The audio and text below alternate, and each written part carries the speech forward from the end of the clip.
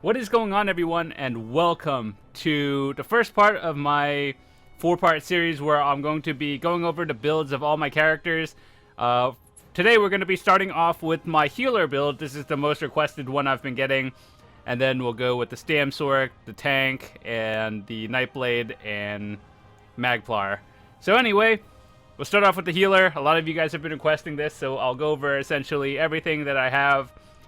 Build, skills, champion points, race, and everything else, and explain why I use everything, along with some substitutions for items and gear, since I know some of the things I have are not obtainable, or is like not easily obtainable, so I'll try to go over some like replacements for that. So anyway, hope you guys are going to enjoy this, and it's also another thing where I could test a new camera I've been using in case you do follow me on Twitch. That's where I live stream, play with you guys, and just do fun stuff, run dungeons, trials, and stuff with you all. So it's pretty much fun times every time. But anyway, loading screen usually takes a while first time, and we'll get right into it. Alright, so first of all, we're going to use food, just because that's how we would do everything. Alright, so let's start off with what I am.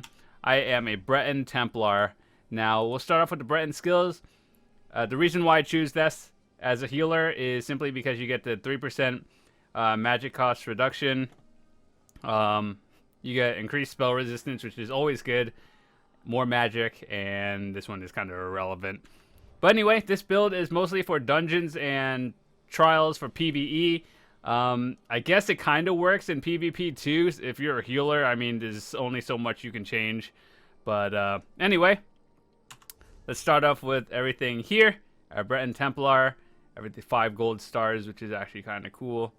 Yeah, so I'll explain the health and everything first, but the easiest thing to explain first is the Atronach Mundus Stone, and that one increases your magicka recovery, and generally, when you're in a dungeon and trial, the last thing you want to do as a healer is run out of magic and stop healing people. That's pretty bad.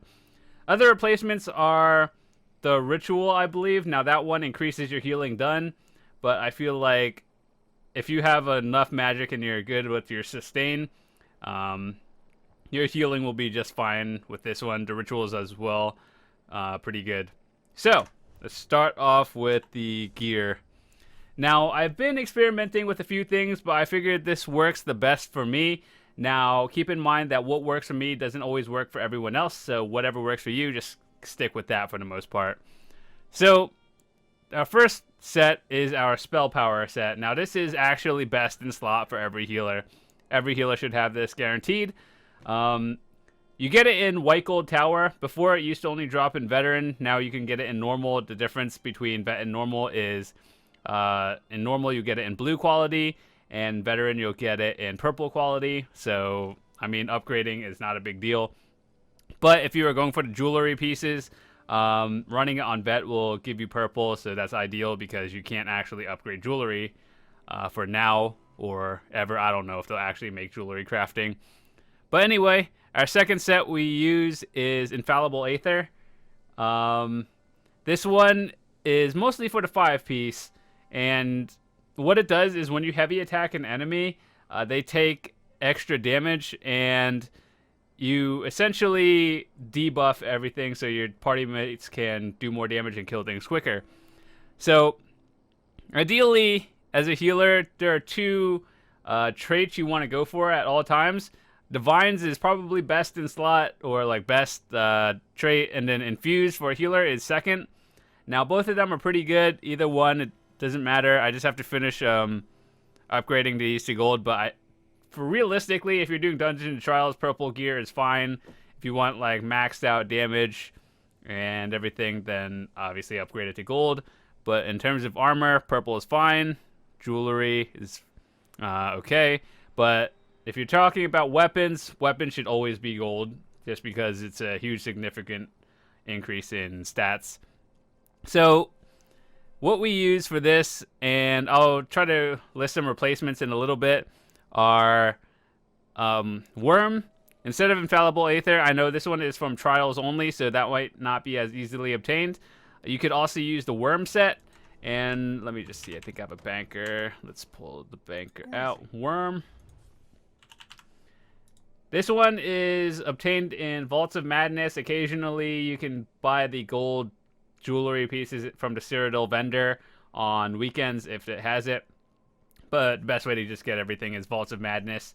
And what it does is it gives you spell damage, magic, and recovery, but mostly the 5-piece, which is the most important part, is it gives a passive like aura around you. It's like the bubbles, and it increases the magic of everyone in your group by 5%. So that's always good. Just your group, if they have more resources, the better.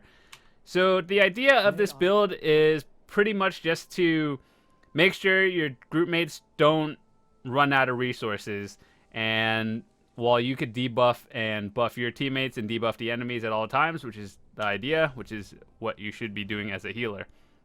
So, spell power, you should always go for this one. It's really necessary, I guess.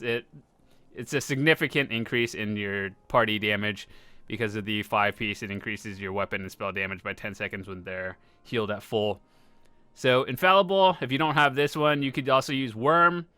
That one's the easiest to obtain in Vaults of Madness. Another set is called Mending. That one is also a trial one, and it's kind of like a lesser version of the Infallible, but either one ultimately is fine. And then gold jewelry for Infallible is pretty much just vet trials. If you can't do it, purple is fine too. Don't worry about that. RNG is just not nice to me and won't give me a gold necklace. And yeah. So let's go over the weapons now. These two are going to be the most tricky because it's kind of hard to explain these. But anyway, I know you can't see it. The Maelstrom Staff, let me just unequip it because you can't see it. The Maelstrom Staff, and this is the main hand, and then the second one is the offhand. So the reason why we use the main hand Master's Restoration Staff is because it gives you, or it will restore stamina to your allies as well. So if you're doing a dungeon and trial mixed with magic and stam users, it essentially helps everybody out. Ideally, the best trait you want for a Master's Staff is infused or powered. RNG won't give me that, and doing Dragonstar Arena takes like an hour. And of all the times I've done it, I still haven't gotten it infused. So something I still have to work for, but I'll use what I have for right now. And my back bar is the Maelstrom Restoration Staff.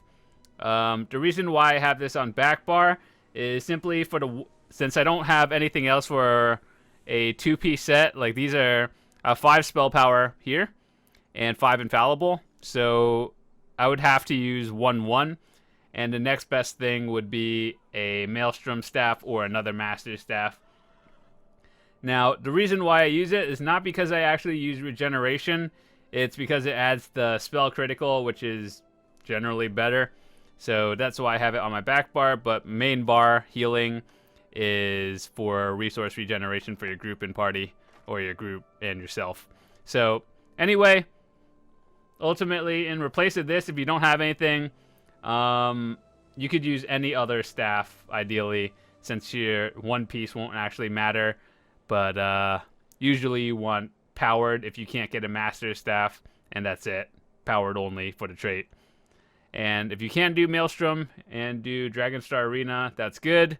Just keep doing it until you get what you want. Unfortunately, RNG is the toughest part. So, after that, we have our skills. So 1 here is our main bar, which is the one with the Master Staff, and 2 is our back bar for heals and like dots, essentially. So yeah, we'll start off with 1. We have Repentance as our healer because that one is the most important thing you can have as a Templar healer. Repentance essentially is a free cost skill that gives resources back to you when you kill enemies and their corpses underground. So if you're a Templar, you should always have Repentance. Don't get the other morph. Just get Repentance. It's not even worth getting the other morph. Don't even look at it. Repentance. Next, we have Healing Springs. It is the first ability, which is actually changed with Update 13 with the housing. Healing Springs used to be on the second one. Now it's on the first one. That makes it easier for everyone to get it, especially if you're a new starting healer. And this is a dot which will essentially drop a huge circle around you. Like you see the circle. This is the Healing Springs aura. So you just drop that down. That's what it looks like. And essentially anyone standing in that gets healed, and it's good. So it also works well together with your master staff, and it just gives everyone more resources. That's why we use it. Plus it's a good one to use even if you don't have a master's. Next we have Combat Prayer. Combat Prayer is essentially a straight line heal, so if everyone in your group stacks together, it heals everyone. I do believe it is up to 12 targets. So if you're doing it in Cyrodiil and there's like 50 people, I'm sure only like 12 people will get affected at once. So if you spam it, I'm sure it'll be fine. But realistically, that's not going to happen. So Combat Prayer, essentially, besides the straight line healing, it gives your party a buff, increasing their damage done by 8%. And resistances are also increased by a certain number for 8 seconds. So what this one looks like is if I cast my 3, it's a straight line heal. You see the little line going straight down. If everyone's standing in that line, they get buffed and get healed. So it also works really well with 2 and heal. So more stacks, people shouldn't die. Now our next ability is one of the most important ones. It's our emergency heal. Breath of Life is a very strong ability, and it essentially is a self-cast on pretty much anyone, and it brings them to full or almost full health instantly. However, it is a very expensive skill to cast compared to the other ones, so you can't just spam it. I see a lot of healers just spamming Breath of Life. That's a great way to run out of resources real quick, so you have to like manage the 3 different heals at all times. This is kind of more for emergencies only, and yeah, but it's a very powerful effect. So 5 on this bar is because we just want more magic on our main one. It's Inner Light.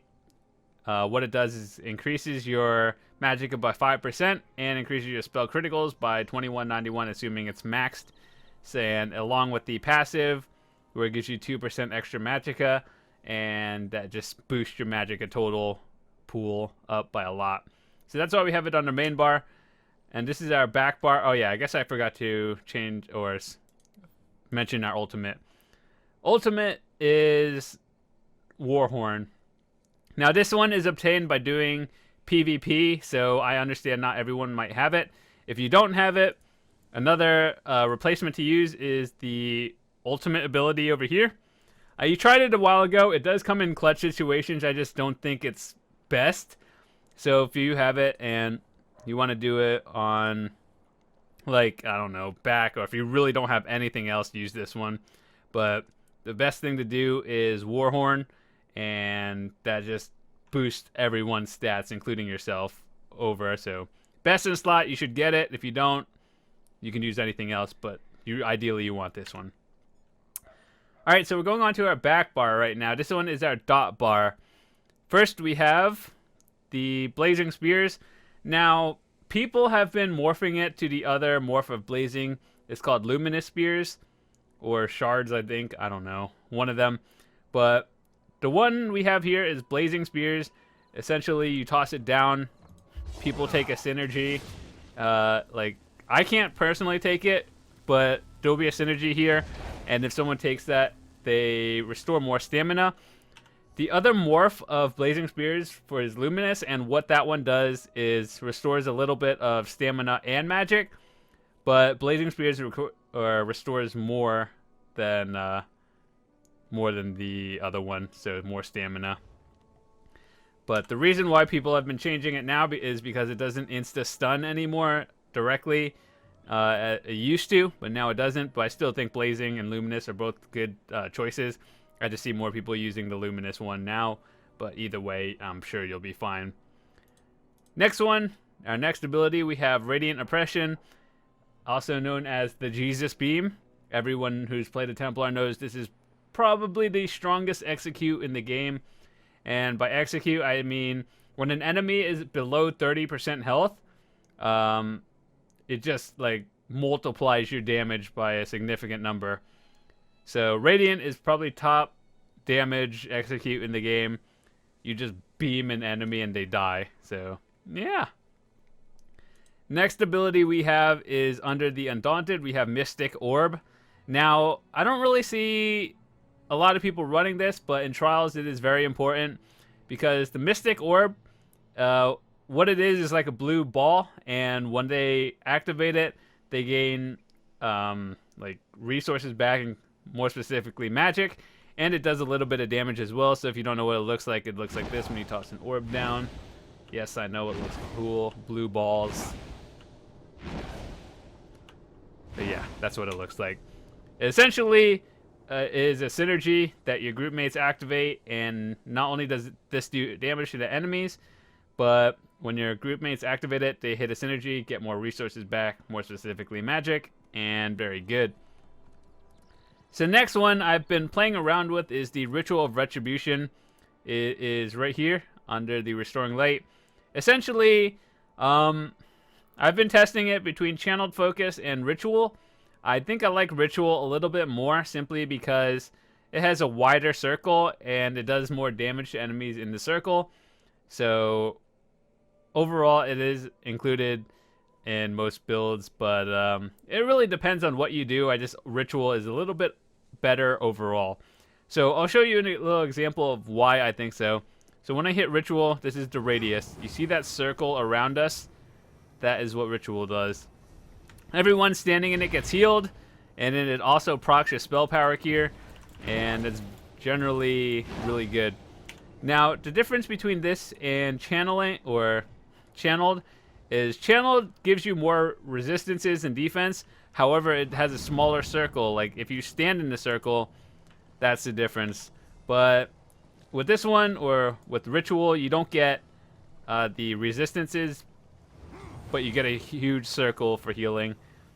And I think generally when you're in Trials, especially with 12 people, the more people means more people are like scattered out, and if you have a huge aura circle of healing, it's better than just a smaller one. Next one we have on our list is Force Siphon. Now this one is under our Restoration Staff. I could morph it, I just didn't know which one is better. I do believe Quick Siphon is the better morph, but this one is Magic Steal, and then Quick Siphon is removing the cast time. So this is what it looks like. Essentially, I have to be targeting an enemy for this, but Quick Siphon just removes the cast. It's instant, and it's always good. So grants lifesteal, healing you and your allies, and yeah, more healing is always good. So with that said, the final ultimate, this could be anything you want. If you want to run this back bar ultimate, you could. I just dropped Nova mostly because I like having the extra damage on it, or you could use like realistically anything else. But yeah, overall those are my choices. What works for me doesn't always work for everyone else. Let's go into our champion points now, because this is pretty important. Now keep in mind, if you have something not as like exact as mine, but it works for you, there's really no need to change it. This just works for me. So let's go into the blue tree first. This one is pretty important as a healer. So Blessed, I do believe you should max this one out first because, well, you're the healer, and then when it increases the effectiveness of your healing done, that's good. And the next thing you have here, technically you can put 90 and 10 like I did, or you could put 100 in Elfborn. Realistically, it doesn't matter. If it's at 100, it's 25%, and what it does is increases damage and healing by spell criticals. So if essentially you hit a critical, you heal for more. So what you do up there after the 100 points in Blessed is up to you. This is what works for me. Next we have our red tree. We have points into Elemental Defender, Hardy, Thick-Skinned, and Spell Shield. Now, I've been playing around with Spell Shield a little bit because this one, it depends on what you're doing. If you don't need it, you don't have to put points in here, but I kind of just like it. spell resistance is always good. These are the two most important points in the tree. Hardy and Elemental Defender. It reduces your elemental damage taken and your physical poison and disease damage with this one. So ideally you want to make these as even as possible until you figure out, like, oh, I'm dying to physical attacks more often, or I'm dying to magic.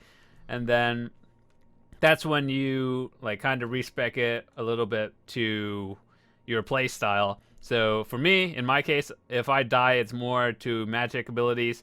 That's why I have a little bit more in here, and then less into physical. As a healer, you shouldn't be in the front of the line anyway. If you are, you're probably doing something wrong. But regardless how your playstyle is, I'm not going to tell you how to play. You do what you want. And we have Thick Skin, which is reduces the damage you take from dots or damage over time ability. So if you're standing in red fire, it reduces that damage by a little, and you shouldn't be doing that. So yeah. Next we have this. There's really only 2 slots. I guarantee you every other healer or like video or streamer will tell you this. If you're a healer, 100 into Magician. It reduces the cost of magic spells. That means you can cast your abilities more times. And with this one, you have magic recovery. Essentially, you get more magic back faster. And technically, I've been testing this one. Reduces the stamina cost of roll dodge and break free. Now, if you don't want to put 10 points into tumbling, you could just put another 10 points into Arcanist and you'll be just fine. But I figure, depending on what you're doing, I do a lot of dungeons and trials where occasionally you get CC'd and you have to break, or you just straight up dodge things. I do like having the extra 4%, plus it gives you a extra passive here, which is pretty irrelevant compared to like the entire build. But yeah, overall, I just like having this because I do endgame stuff. If you're just like healing a group member, do like, I don't know, it's the story missions, you'll fine, and you don't actually need that. So that has been the champion points. All right, so I know I missed a few things. Now your health minimum should be around 18,000. That is like the very minimum. You could go down to 17,000, but that's risky, especially if you're doing veteran endgame content. You could get one-shotted by a lot of things. Just having over 18,000 with food is generally like a little bit of extra buffer room. So if you get hit by something, you have enough survivability to like heal yourself again, and you'll be fine overall. As for your magic, I have 82,000 on the main bar, and then 84,000 on the back bar, which is kind of irrelevant because your back bar, you're just casting dots and stuff. So your main bar is your actual healing, so you want to have more on the main one. And the way I put my attribute points, I know I have 10 points into health. It's simply because if I didn't, it would be around the 17,000 point in like health, and that's not good. So that's kind of dangerous. So I want to be in the safe zone, which is over 18,000, and magic, everything else, just dump it into there. So with that said, you also get buffs from your repentance on main bar and your inner light on main bar, and then when you switch bars, you lose them. So that's why the 4,000 extra magic helps. A few other things to note in terms of like improving your magic. Some people might come up and be like, hey, I don't have this much magic and I have the same exact things you do. Well, if you have the Undaunted, now technically, if you have like a heavy and medium piece, that would be better. That'll increase everything in terms of stats by more. But unfortunately for the gear I have, it only drops in light armor, so I have to work with that. But you do get 2% extra resources. And along with, where is it? Mage's Guild. This passive right here, you unlock it at level 7 and level 9. You get more magic and recovery for each Mage's Guild ability you have slotted. This also works if you have, like, I don't know, if you want to use Meteor on back bar as well. That also works. It'll give you more magic, and that's kind of like having 1 and then 1 here. But regardless, Meteor is, I would say the Mage's Guild is not fun to get to level 10 because you have to do lore book hunting or just doing the Mage's Guild dailies. That's not fun. But if you want the maximum magic, then you have to do it, unfortunately. And then, of course, the other things I forgot to mention are food, what I use, and yeah, so let's see. I use the Essence of Spell Power, which is right here. Increases your spell damage by 20%, increases your spell critical, and it gives you immediate magic and recovery for about 45 seconds. Now, these are kind of pricey, so depending on what you're doing, you might want to just switch out to regular potions like right here. These are the ones you find all over the world. They're very cheap. These work just fine. But if you're doing like intense, long battle healing, then spell power ones will give you recovery over time. Along with the food, we use the Mistral Banana Bunny Hash. Ultimately, it doesn't matter what you do as long as you get health and magic. These are the two most important stats that you should have. They're very cheap to find. You can find them from guild traders. You can craft them. And yeah, so overall, health, magic, very good. Stamina, irrelevant. Don't worry about that. All your enchants should be maximum magic. This one is health because, well, if I didn't have 10 points into health over here and then another 1,000 health, my health total would be at 16,000 and I would just die. So yeah, don't do that. So overall, this is what we have. This is what I have. What works for me, once again, might not work for anyone else, but hopefully you guys enjoyed it. And stay tuned to next time. I'll be doing a build video of my Stamina Sorcerer, Stamina Nightblade, and Magic Templar for DPS. So hopefully you enjoyed it. If you did, be sure to give it a quick like. If you didn't, give it a dislike and let me know how I can improve these videos in the future. And with that said, video should be popping up on the screen now, and hopefully you guys enjoy it.